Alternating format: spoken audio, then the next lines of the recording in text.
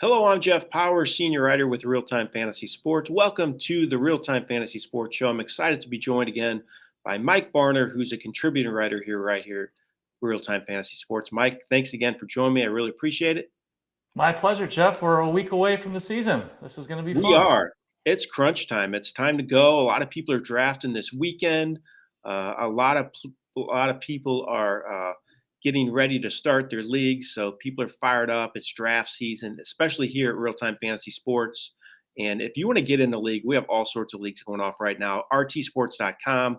Click on that money league link. You can see everything we have to offer. We have our Real Time Fantasy Sports Championship, Best Ball Championship. We have our standard leagues as well, All American leagues, different price points, best ball leagues, you name it. We're offering it here at Real Time Fantasy Sports. And once again, Mike, we're doing a big giveaway today. It is an entry into the Real Time Fantasy Sports Championship. That's pretty exciting. Oh, yeah. Yeah, that's the big one. $500,000 grand prize. Leagues are drafting live until the contest sells out. And there's also league prizes, $1,600 in league prizes. This prize is valued at $300. You must be a legal U.S. resident, at least 18 years of age to enter. And don't forget to get our exclusive offer right now where we have with Fantasy Alarm. It's a 100% deposit match up to $200. If you are new to RT Sports, go to rtsports.com/alarm. Use the promo code alarm23. Again, it's a 100% deposit match up to $200. So it's a great deal. And if you have any issues at all, please call 1-800-GAMBLER. Please play responsibly. And again, you are not eligible to win if you have won in the last 60 days. So we're going to get to that trivia question here shortly, Mike. Also, we have Glenn Colton on today. Really excited about that. He's from Colton and the Wolfman on SiriusXM Fantasy Radio. He's on Tuesday nights from 10 p.m. to midnight Eastern Time. He's a member of the FSGA Hall of Fame. He's a big-time player, a great analyst, and a great guy. So I'm really excited to have Glenn on today. Before we get to him, Mike, I wanted to do one thing. With drafts coming up here quickly, I wanted to talk about some guys we are moving up and down our rankings. With drafts coming up, are you buying the hype on certain guys? Other guys you're moving down? Give me a guy you're moving up and a guy you're moving down. Yeah, so for my guy I'm moving up, I'm going to do Jahan Dotson of the Commanders. He looked great in the preseason. He had that one game against the Ravens where he had 7 catches for 76 yards. But the main reason why I moved him up is because of the Terry McLaurin turf toe injury. Even if he is able to play in week 1, he's probably going to be limited at the beginning of the season. I never like skill players who have to make a lot of cuts having turf toe injuries. So I wouldn't be surprised if Dotson gets off to a hot start and has his first season of at least 1,000 receiving yards. And a guy that's down for me, Marquise Brown of the Cardinals. We know now that Kyler Murray is going to miss at least the first 4 games of the season. He's on the PUP list. They cut Colt McCoy. That leaves Joshua Dobbs and Clayton Tune for at least 4 weeks for Marquise Brown. When Murray does come back, who knows how long it's going to take him to get back to normal. I think this Cardinals offense is going to be a mess. So I'm out on Marquise Brown. I agree. I don't understand what the Cardinals are doing. They say they're tanking, but are they tanking for Caleb Williams? I mean, Caleb Williams is the guy that everybody wants, but they have Kyler Murray locked up. I'm just confused by it all. I don't get it. Yeah, I think they're hoping that Kyler Murray probably comes back somewhat healthy, looks somewhat good, and then they can trade him for something just to move on from him and get Caleb Williams. Because, yeah, they're not looking good right now. Yeah. Okay, I'll give you 2 guys real quick before we get Glenn on here. One guy moving up, I'm buying the hype on Kenny Pickett. I've been getting a lot of stock on him as my quarterback 2. He looked tremendous in the preseason. I love his weapons, Deontay Johnson, Pat Freiermuth, George Pickens. I think they're going to have a really good offense. The offensive line's much improved, so I am definitely buying the hype on Pickett. I'm all over him. And one guy I'm down on a little bit is Aaron Jones. Not really specific, reasons, anything that made me feel this way recently, but you worry a little bit about the Packers. There was talk that they were trying to trade for Jonathan Taylor. So what does that tell me about Aaron Jones? Are they worried about him? He's 28 years old. He has a lot of wear and tear on him. A.J. Dillon's there to compete with for carries. And he loses out on the goal line work, too, to Dillon. He has just 6 rushing touchdowns his last 2 seasons. I feel like Jones is getting pushed up draft boards because people think he's safe. He's going to be in a run-heavy offense. But I'm really kind of worried about him. Age, Dillon, lack of touchdowns. So I'm out on Aaron Jones. That's one guy I'm down on. So before we bring Glenn on, let's do the question. I love that people are talking in the chat already. If you ever have any questions, even during the interview with Glenn, you can feel free to ask us, and we'll try to get to them as quickly as we can. Here's the trivia question. Again, if you get this, it's a free entry into the RealTime Fantasy Sports Fantasy Championship. It's another tight end one. I like the tight end ones, Mike.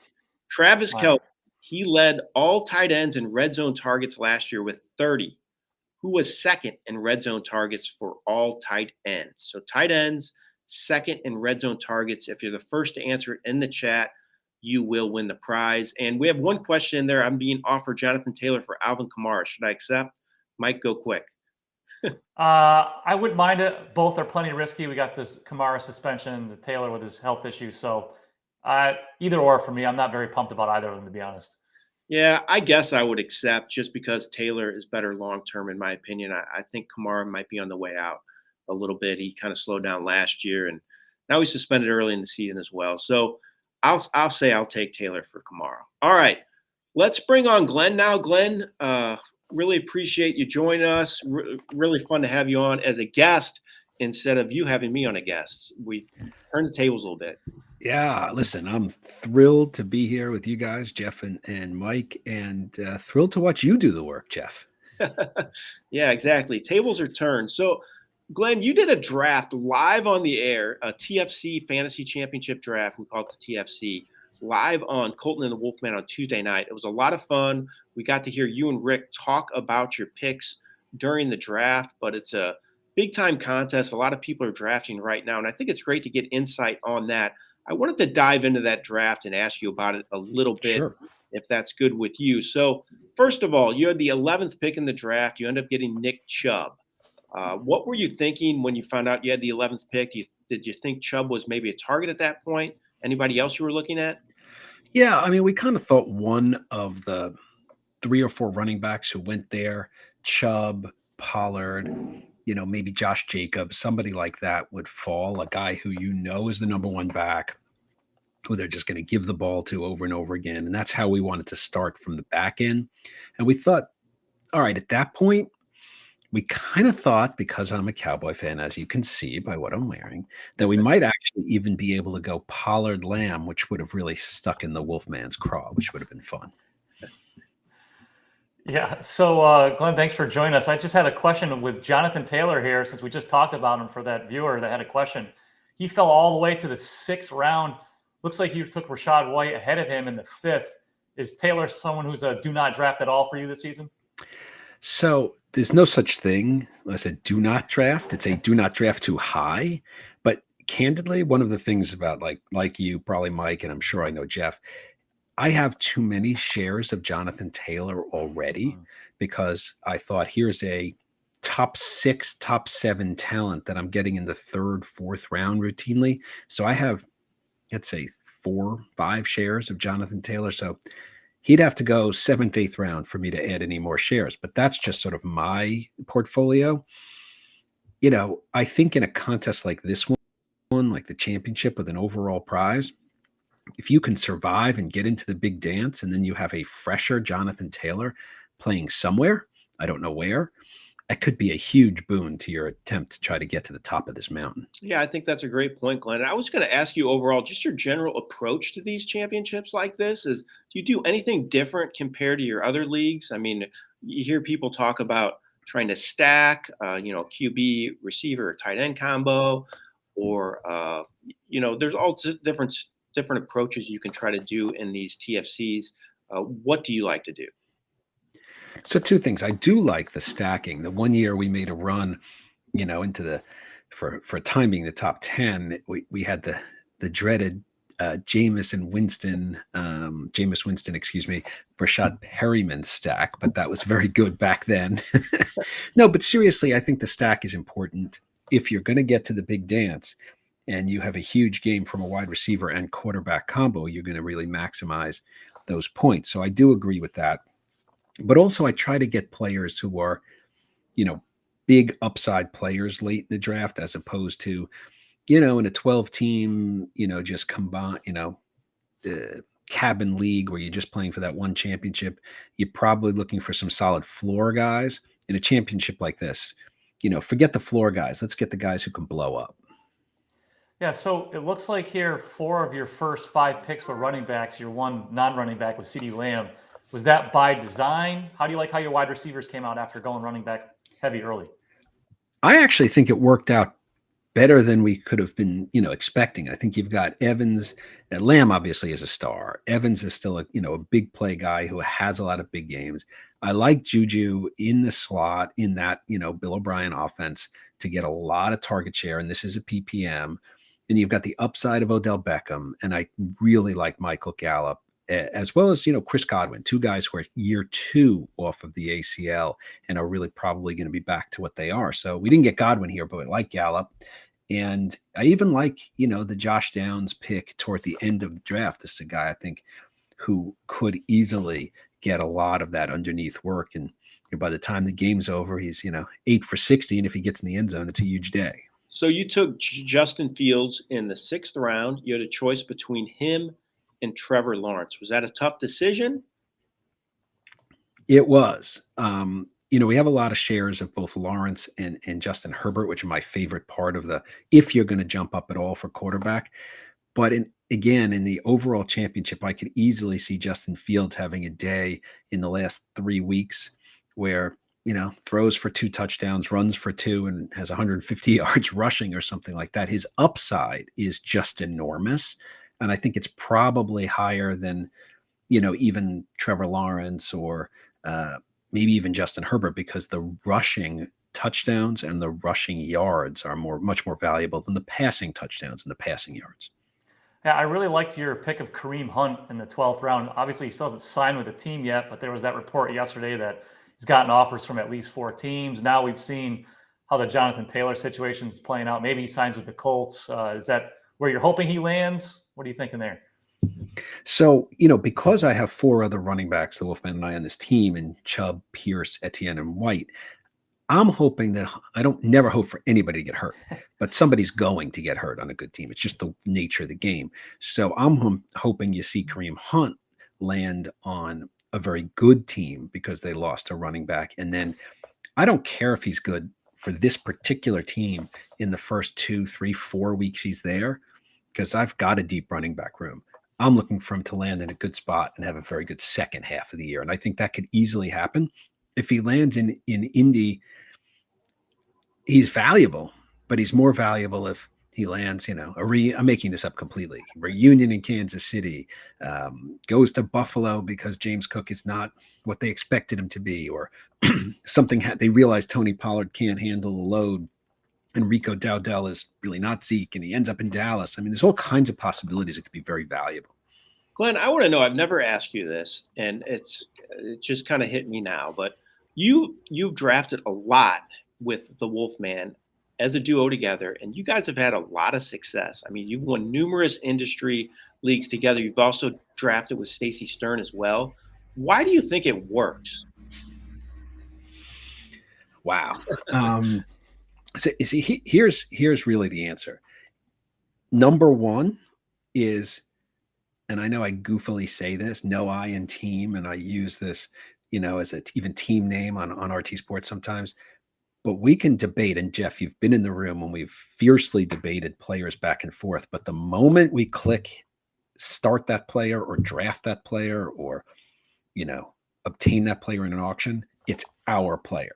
And we've been doing this together, football and baseball, for, oh boy, I mean, many, many years. I think it's, well over 20. And never has one of us said to the other, if you just didn't convince me to draft that guy, And so I think a big part of it is there's a lot of collaboration. I think we put the work in. I mean, the behind the scenes emails, chats, texts, sort of debating players. And last but not least, we have our strategy.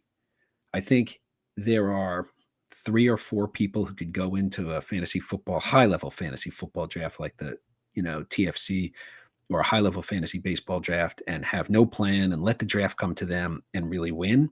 I don't believe in that. We have our smart system. We've developed it and we follow it. And we don't win every year, of course, but we're committed to the plan and the plan is proven successful. So we stick with it. So going back to this draft that we've been talking about here that you just did, is there anyone that you got sniped on, just missed, that you were like, Oh, oh man, goodness, yes. I wish I had him, and your team might have looked a little bit different? So we got sniped on both Tony Pollard and Derrick Henry on the turn in the first round. We took, Chubb at 11, and we would have taken either Pollard or Henry, coming back right there, as much as we love CeeDee Lamb, but we would have done that. So that was a definite snipe. In round 4, Amari Cooper was picked right before us. We would have taken him as a wide receiver 2 behind Lamb, but he got sniped. Just taking a look at some of the other picks here. We got sniped on, we were going to take Russell Wilson. In fact, there was a whole thing, Jeff will recall, on the air where we said, okay, we're picking 11. Team 12 already has 2 quarterbacks. There's no way he's taking a third quarterback. And he went and took a third quarterback in Russell Wilson, who we were going to draft. And I think what happened to us again, much later, is I think we got sniped on the defenses. In fact, we did. We were going to take a defense in round 15. The Niners and the Cowboys went the pick before us. So that was yet another snipe. So I would say it happened a lot. So we're talking with Glenn Colton of Colton and the Wolfman on SiriusXM Fantasy Radio. He's on Tuesday nights from 10 to midnight, member of the FSGA Hall of Fame, just a great, great fantasy player. We're talking to him about the recent TFC draft he did. Again, we are doing a giveaway. So we do not have a correct answer yet, so I'm going to throw it out there again. If you get this right, you get an entry into the Fantasy Championship. The question is, Travis Kelce led all fantasy tight ends in red zone targets last year with 30. Who was second in red zone targets for tight ends? First person to put that correctly in the chat wins an entry into the TFC. So, Glenn, you're doing another TFC tonight, and I had to look. I am. I had to look. You have the first pick. Yes, sir. What are you thinking? I don't know if you want to give it away, but I'd like to know your thoughts. It's a tough decision. Yeah, it's really a choice between Tony Pollard and CeeDee Lamb there. I'm just kidding. As much as I love those guys, it's not going to be that. Brandon Aubrey was on my mind as a possibility. Yeah, I mean, I did have the first pick in the Rick and I in the SiriusXM host draft, and we took Christian McCaffrey, but that was a cabined, 12-team league. This being, an overall prize. I mean, I know you want suspense and whatnot, but I'd say the odds of taking Justin Jefferson are about, as good as you can get. Do you have, not to give away too many secrets because you got this draft tonight, but do you have like a favorite last round dart throw player that you've been getting more often than not this season? One for me is like Richie James, like on the Chiefs. He's usually available last round most teams, kind of thing. So I like Richie James there, but I think there's so many guys in Kansas City. It's sort of hard to know who it would be. For me, it's guys who have been disappointing so far, but have the ability. A Josh Palmer, for example, maybe a Darius Slayton. Guys who could really step up in that receiver round. And also, if they're still sitting there, the Kareem Hunt, Leonard Fournette combo, I mean, the upside is very big. So that's the type of guys who sort of look at the last round. Or if I only have one tight end, guys like, Jake Ferguson, Jawan Johnson, guys who could really take a big step up if you need a second tight end. Yeah, that's where I was going to kind of ask you a similar question. Just players you like and don't like at their current values. You've done a lot of drafts. I know I've been in them with you, and you've done some industry ones. But any players you specifically like at their value and don't like? Yeah, absolutely. I mean, for me, Rachaad White continues to fall. I mean, this draft in the TFC we're looking at. He goes to the 5th round. He's one of the few bell cow backs. There's no real competition. I don't see Baker Mayfield turning into Tom Brady with the number of times they could throw the ball. So, for me, I like that a lot. I'm amazed at how far Michael Gallup falls. I mean, this is a guy who's been very good, and I think he's just being judged for, his not being fully healthy last year. So I like him a lot, and I really like Dalvin Cook because the Jets didn't give him that money and didn't bring in Aaron Rodgers to sit him on the bench while Breece Hall gets better and play Michael Carter. I don't see it. So you were talking about a lot of players with shares and why you may have avoided Jonathan Taylor in that one league. Is there a tight end that you have more shares of than others this season that you're really high on? I'm pretty big on Darren Waller. Not a homer pick because I'm a Giants fan. But is there one tight end that you've been actively pursuing more often than not? We have a lot of Ingram and Njoku because it sort of falls in that after Waller and Pitts and obviously Hawkinson, Kittle, uh, Kelsey for sure go. So those are the two guys we think have a lot of upside. And I'm a big believer in Jake Ferguson. I'm going to say it out loud. That's another guy we got sniped on the other night. Watch the Dallas offense from Jason Witten to Dalton Schultz. They dump that ball off in that 5-minute, 5-yard curl all the time. So look for Jake Ferguson to get a lot of those targets. My last question for you, Glenn, before I let you go, just in general, we've done a lot of drafts like I talked about. There's definitely some trends, some stuff that's happening. What have you seen and has it impacted you at all with how you're drafting this year? Well, I mean, I've seen two things that I think were different than last year. One is more quarterbacks going earlier. And I've done it. I'm in an RTFFC and took Mahomes in the second round to pair him with Travis Kelce. So I've tried it out. I don't really like it, to tell you the truth. I mean, I love the player, Mahomes, Allen. I love these guys. But I don't think the difference between them and a Herbert Lawrence or even a Fields or even Dak, is so great that you give up a top flight wide receiver or running back. So that's one thing that I've seen. And the other one is, just the receiver runs.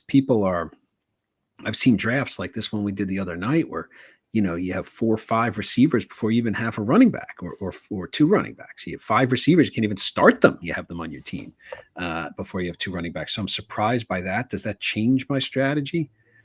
Not really, because by the time 7 rounds are done, I really want to have my full starting complement of wide receivers and running backs. So either way, I'm going to do that.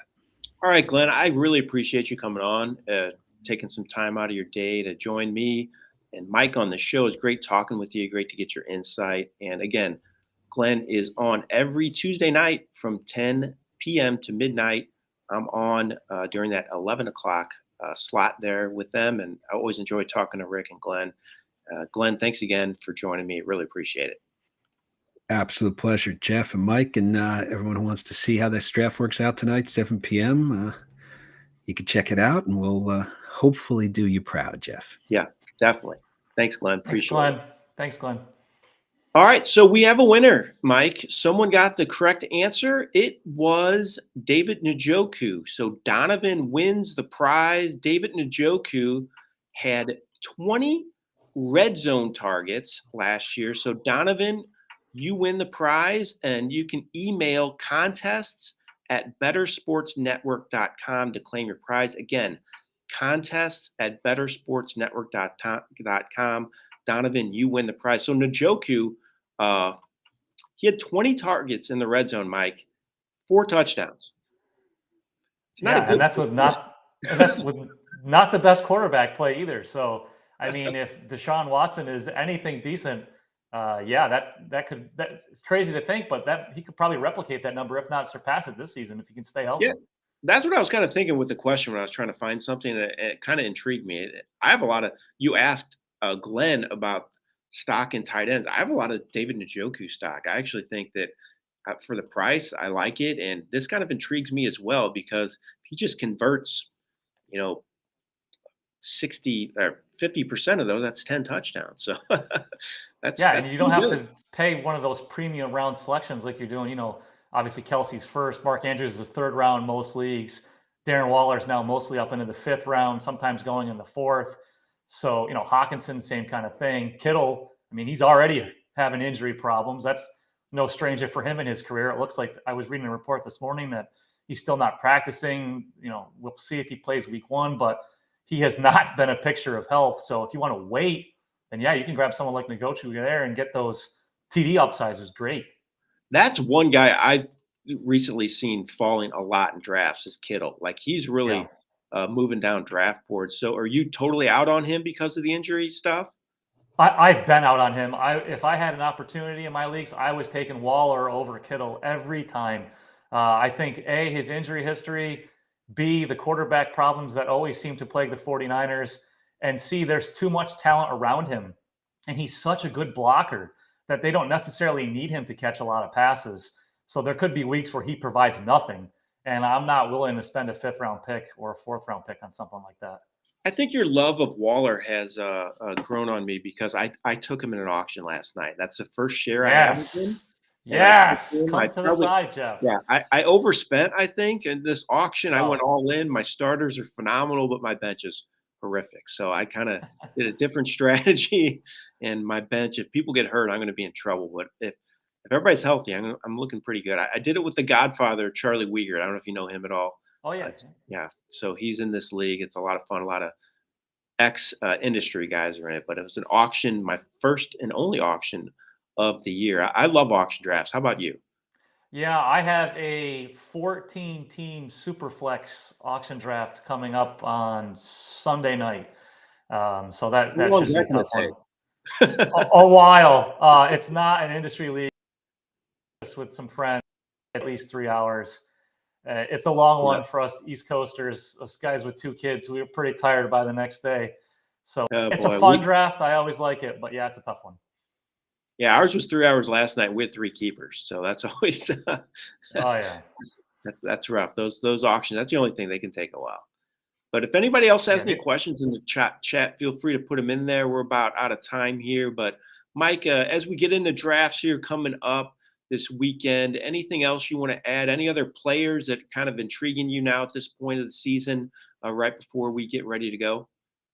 Yeah, there was the news this morning that the Dolphins put Jeff Wilson on the IR, so Oh that's yeah, pretty interesting there for Mostert and A Chain there. They now have a big opening with Wilson expected to miss at least 4 games. We'll see. Do they dip their toes into the Kareem Hunt, Leonard Fournette area? I don't think they will. They didn't work anything out with Dalvin Cook. Obviously, the Jonathan Taylor thing. I saw the report where they wanted Waddle and picks. I mean, that's like one of the worst trades. That's like that guy in your league that tries to get your whole team, and he wants to offer you one garbage player. I mean, it's ridiculous. But yeah, that Dolphins running back situation is going to be something to move the players up your draft board if you're drafting this weekend. yeah, especially a Chain. He really intrigues me. I know he's smaller back, but he catches the ball well. Kind of fits that system well, in my opinion. Mostert's an injury risk a little bit, in my opinion. He's 31 years Yep. old too, so I don't know what's going to happen there. I'm kind of confused by the whole situation. I still think they have to have something in the works because I don't think they can go into the season with a Chain who might not be healthy for week 1 and then a 31-year-old Mostert. So maybe Kareem Hunt is in the works. Who knows? It should be Yeah, Leonard and they got Fournette's rid of out there too. Gaskins. They got rid of Gaskins too, which Yeah, is weird. They just did that yesterday, and if they had known that they were going to put Wilson on the IR, I would have thought that'd be a guy they hold on to. But I guess they really don't like Gaskins. yeah, Gaskins went to Minnesota then, and I Yeah. guess he'd be 3rd on their depth chart there. So interesting. A lot of stuff still happening. The kicker stuff's been crazy too. I don't know. I've been keeping up with it with our rankings, but there's been a lot of kicker movement. I can't remember a season with so many kickers traded. It's kind of crazy. Yeah, for those Andy Barons on Yahoo, man, that was his Super Bowl the other day with all those kickers going from one team to the other. He's big on the kicker stuff. So yeah, that was a lot of movement there for sure. Yeah, for sure. Again, get in some leagues here at RealTime Fantasy Sports, RTSports.com, all sorts of options for you, different price points, championships, you name it. Mike, thanks so much for joining me once again. This is the 3rd straight week, 4th straight week. I Yeah, can't remember. I think 4th. Yeah, they're all kind of Yeah, blurring there you together. go. Season's coming fast. Yeah, it's really been a lot of fun talking with you, though.